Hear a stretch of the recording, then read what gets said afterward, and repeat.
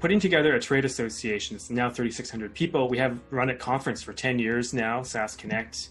We have a vibrant community of 2,000 Slack members. There's a lot going on, and there really aren't that many of us. Most of us are executives. We're volunteering our time. FORMSTACK is a critical piece of our infrastructure.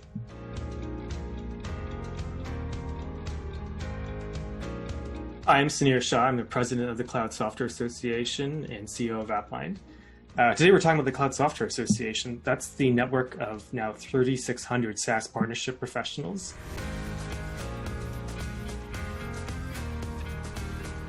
We needed a solution that allowed us to manage all our members as we were growing quickly. And FORMSTACK was the, I love all our members equally, but it was the form builder that made the most sense at the time because it was the easiest to use.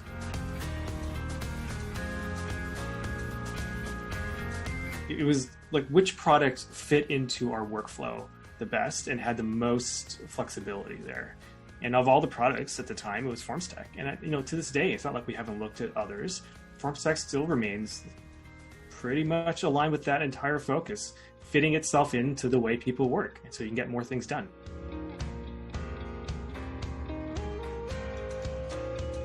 So when you're doing email-based communication, you want to use forms at work.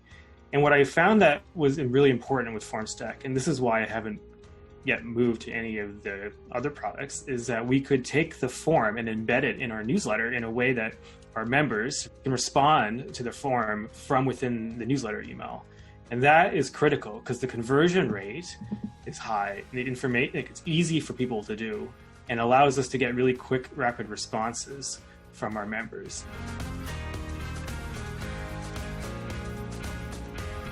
During COVID, during the pandemic, we had our conference coming up.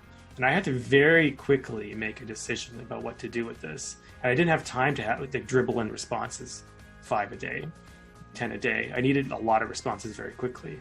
FORMSTACK allowed us to take the form, the first question form, are you willing to travel? Are you not willing to travel? And make that first question a bunch of blue links in our newsletter that our audience could just click or tap on their phone. And we got the answers very, very quickly. It allowed us to make a decision in hours, not days.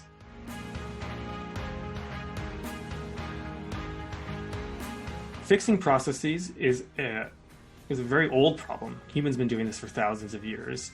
Cloud software has made it a bit different. So the thing that's the same, and I would recommend you do to everybody, is simply write down every little tiny ridiculous step along the way. And when you do that, write it as if you're trying to outsource your job to somebody else. And give it to somebody else. Because even you in the future is somebody else. You'll never remember. But it does give the opportunity to hire someone else. And when you do that, you start looking at parts of your process that are silly that you can find more software for to solve. And the nice thing about the internet, there's always more software that can solve another problem. To manage services, it means you need to manage technology. And to manage technology, you need to manage subscriptions. And this is how I'll end up with AppLind. This is what's happening. 2021, it's the year after the pandemic's digital transformation. It's about bringing all these processes and very, very rapidly focusing and accelerating how you can move processes into the no-code digital process automation.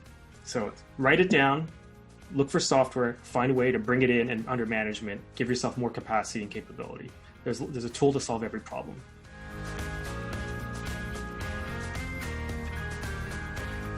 Our challenges this year are to bring more people into the stack, give them more tools and capabilities, see how many more processes we can automate, and shift to 2021. We're all still going to be virtual. How much more can we do?